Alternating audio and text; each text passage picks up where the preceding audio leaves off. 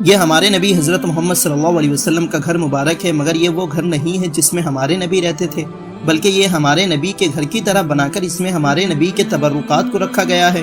हमारे नबी इसी तरह के घर में रहते थे। इस कमरे में जितनी भी चीज़ें नज़र आ रही है ये सब हमारे नबी हज़रत मोहम्मद सल्लल्लाहु अलैहि वसल्लम का है। क्या ही बरकत वाली ये चीज़ें हैं जिस पर हमारे नबी के हाथ लगे हैं, जिसको हमारे नबी ने यूज़ किया है।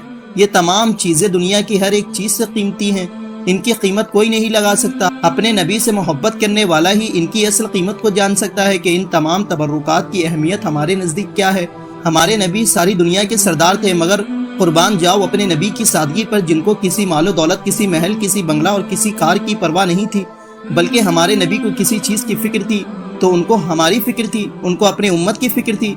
आज अगर अल्लाह अपने महबूब को हमारी हिदायत के लिए नहीं भेजता तो हम भी किसी न किसी गुमराही में होते। क्या आप अपने नबी के एहसान मानते हैं? कमेंट करके ज़रूर बताएं।